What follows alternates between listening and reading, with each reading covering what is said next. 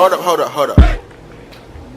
Hey guys, it's Tay, and today I'm going to be doing a mukbang or a mukbang with seafood. I got the seafood from Juicy Seafood. If you're in Savannah, then you know where I'm talking about. It's right by the Ross and the Plaza. We got some crab, some corn, and some potatoes and some shrimp in here. And then also I got this sauce, and it's just butter, garlic, and Obey seasoning, just something simple. And I also got my flavored water here, and I'm just gonna jump right into it. And yeah, so wow, they left the heads on, so I'm gonna have to be taking the heads off. Yeah. So let me just peel this, and as soon as I peel this shrimp, we can get right into the video. Now, I decided to make a story time on this because I just thought about this all over again, and this really got under my skin, y'all. Like this really pissed me off. And it's actually one of the reasons I moved was because of my neighbor. But we about to get into it. The seasoning I got on this is it's called the Big Bang. I guess they mix like 3 different types of seasonings together. So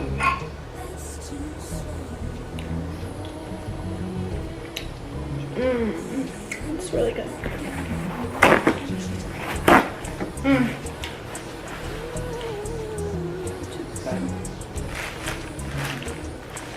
I'm gonna just try potato and then we can get started, y'all.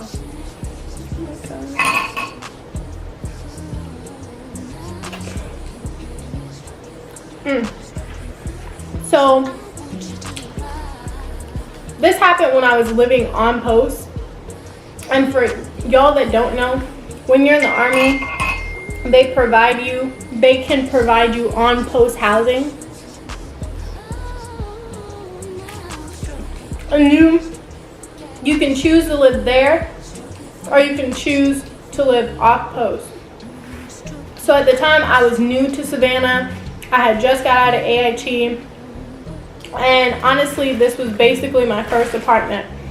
And if you guys also don't know, the army will take the money straight out of your check, and water and rent is usually included. So I thought that would be easier for me because I was on my own, and I just didn't want to have to worry about bills not being paid or whatever because my schedule was going to be busy. I basically didn't know how anything was going to be. So I decided to get on-post housing. And I just so happened to get on-post housing by the president of the neighborhood. Each neighborhood has like a president, and I guess I just so happened to get the house right next to hers. And they're kind of like duplexes are the ones that I was in.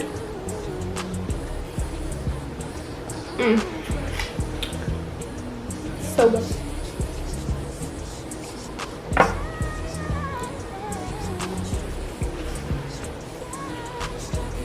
So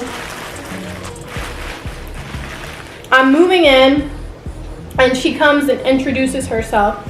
We're gonna call her Sarah. Sarah was a little talkative, and she wanted me to know that she was the president. Look at that. She was the president, and if I needed anything, I can come and ask her. And at first I found that this was like, I was like, oh, okay, she'll be able to help me. If I have any questions about the community or anything like that. Boy, was I wrong. I was so wrong. I was so wrong. Sorry, I don't have anything else, so I'm literally cracking these with my teeth. That might be bad, but you know the person that's like nasty nice? That was Sarah. Sarah was the most nasty nice person I've ever met. And on top of that, she was a stay-at-home mom. So she had watch on the community 24/7. It's like she never left her house. She never left anything. She was always there watching the community. And we had a dog. And we let him go out to the bathroom and then we bring him back in. Our dog had food, shelter, water. Our dog is an inside dog. He doesn't even stay outside. That's important to this story. I want you guys to know that. And one time I went to work and I left my dog out. And when I came home, Sarah was like, hey, how was work? Yada, yada, yada. I just wanted to let you know that your dog kept barking. I was like, oh, okay. Thank you for telling me. But she kind of said it in a way that was like, I don't know, like she was telling me, but she wanted me to fix it at the same time. And I remember telling her, you know, this is a new area, a new home. He probably doesn't know where he is. He's used to being somewhere else. So I just give it a couple days and that's probably why he's barking. And she's like, oh, I completely understand, blah, blah, blah. And I said, I'm sorry about it, because our bedroom and her bedroom were directly towards one another. They were wall to wall, one another.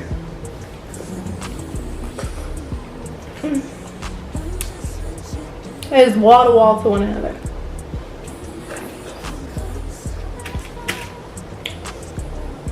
So I guess she could hear everything. And our dog's kennel was in the laundry room on the other side of the house.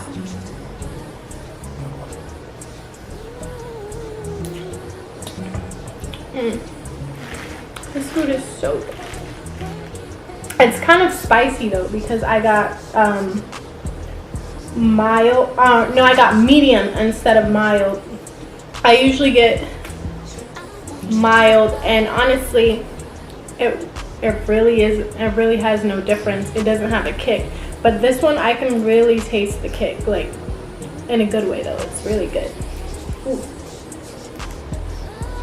So that was the first encounter with her that I was kind of like, why is she worried about my dog? Like, so I let that one go, and then I want to say 2 weeks later, I come home and I have a note on my door, and apparently she was saying how my dog wasn't being taken care of properly and he kept whining, and she asked the people that the military people that we leased the house from, if she could go inside of my house and check it out because my dog was whining so much. And I had a note basically on my door like this. And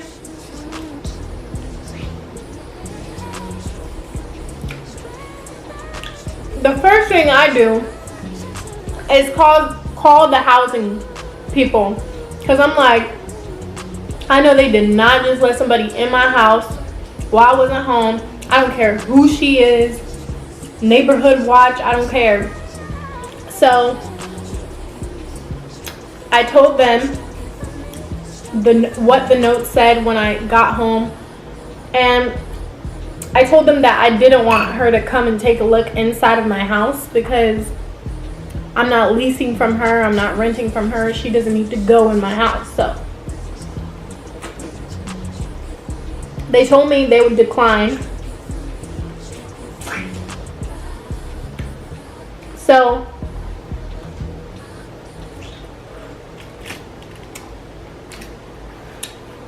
I guess they passed the word on to her that I didn't want her to go into my house, which that's reasonable. Nobody wants their neighbors going into their house. And I guess she felt some type of way. So after that, it was like a war between me and Sarah. Mind you, Sarah's husband is in the army and she stays at home. So I'm talking about any little thing I did, Sarah would call the cops. Like, I guess I just knew there was gonna be some trouble. There was a time where I was moving furniture into my house, and Sarah, no. I was moving furniture inside of my house, and you can't park on the right side of the street, but you can park on the left side. My house is on the left side. If I have a U-Haul and there's space, I'm not gonna cross the street to carry my furniture.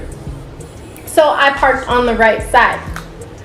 I give it about not even 10 minutes, and I already know who did it. The police knocks on my door, and he says, "Is this your U-Haul?" And I'm like, "Yeah, I'm moving furniture, blah, blah, blah." And it's like, "Well, your neighbor complained."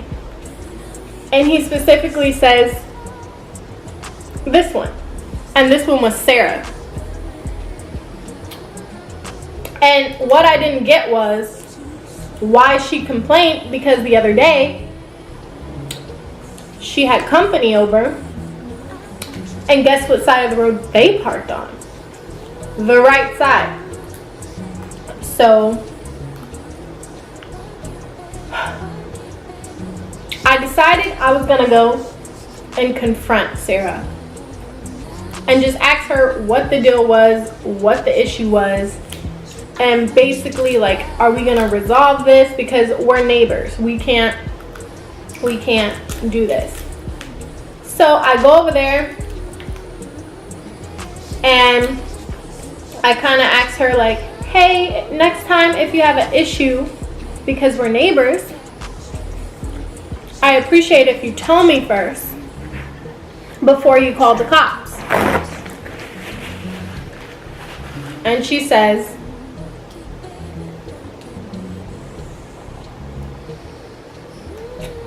sorry, it's kind of spicy. And she says, "I've warned you so many times." So I'm like, excuse me? Like, hold on, excuse me? She's like, "I've warned you about the rules of the neighborhood. I'm the president, blah, blah, blah." And I'm like, all I can say is she was lucky I was in the army, because what I wanted to say is what I couldn't say. And that's partially why I don't like living on post anymore, because I feel like I'm around army people 24/7, and when I go home, I just want to relax. She said to me, she was like, "And you don't take care of your dog," and all that. So she was accusing me of not only not following the rules, not taking care of my dog, and everything. Mind you, she's the president of the neighborhood, but her only job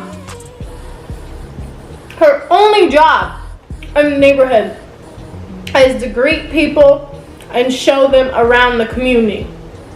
Nothing else. Nothing else. She's not the police. She's not part of neighborhood watch or anything. Her only job is to greet you into the community. She will leave notes on my door when our grass was getting too high. And mind you, we live in government quarters. So the government pays a company to come out and mow everyone's grass. So if my grass was too high, chances are your grass was too high. And they came out like every other week or every week or so. So I had no control over that. So finally,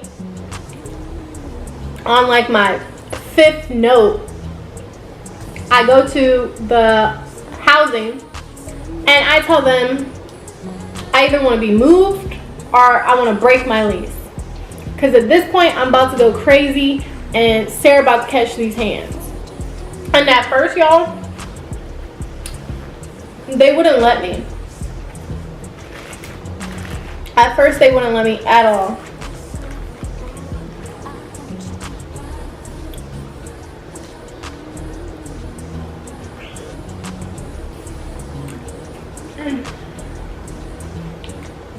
This potato is so good and juicy. I know that some people put the rustic potatoes in there. Comment below if you like the rustic potatoes or the red potatoes more.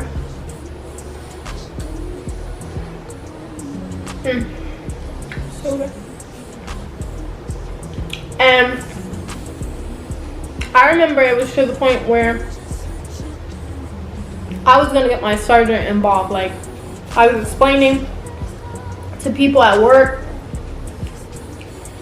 how I can't live next to Sarah any longer. Sarah leaves a note on my door like almost every day.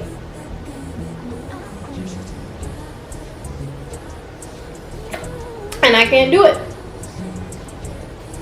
So finally, I had to wait until my lease was over because they wouldn't let me on my lease. And I moved into the apartment that I'm in now, and it's off post, and there are still some military that live here, but it's so much more peaceful. And I live on the bottom floor, so it's not bad at all. Like, I can walk straight to my house, everything. I just had to tell you guys about Sarah. I don't know. I think. Oh, and the reason why I'm mentioning this story is because I went to the commissary today, and guess who I saw? Miss Sarah. And of course she tried to act like we were buddy-buddy. But I remember everything, girl. And all that kind of stuff. I didn't even want to talk to her. But you know, you kind of have to fake the funk sometimes with people.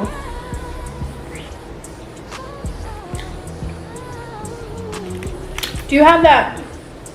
Comment down below if you ever had a person like that. Like, they know that you guys aren't cool and you guys kind of don't like each other, but they still come and talk to you anyway. Like, why? Like, why talk to me?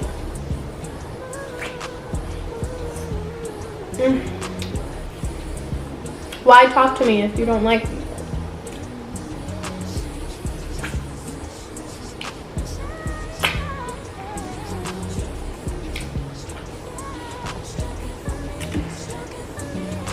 So good.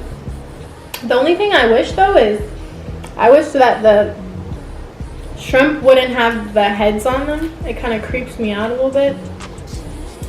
But other than that, everything's good. It's just spicy as heck. Whew.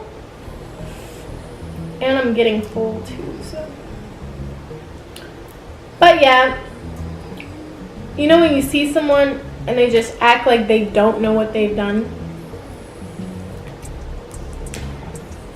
And I don't even know why I let it get under my skin. I clearly let her get under my skin because I made a whole video on her terrorizing me for the time I lived in my house. Oh, excuse me. So,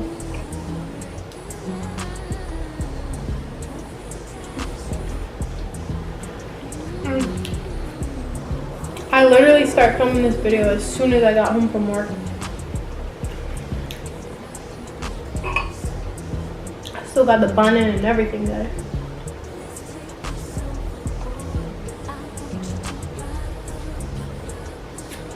If you guys want more videos like this, just comment down below. And don't be afraid to tell me what you guys want me to eat next. Because I'm a pretty open-minded person. And I mainly eat almost anything. I was gonna get sushi, but the sushi place I want isn't open today. I had to go with the next best thing. I'm pretty full, guys, and that was the end of my rant. Not even my story, my rant. So if you guys want more videos like this, please like, comment, and subscribe. Oh, I forgot to take a thumbnail. Like, comment, subscribe, and give this video a thumbs up for you, girl.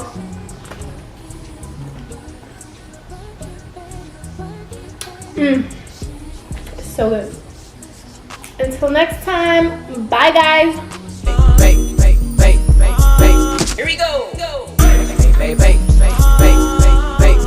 Grind on me, relax your. Hold up.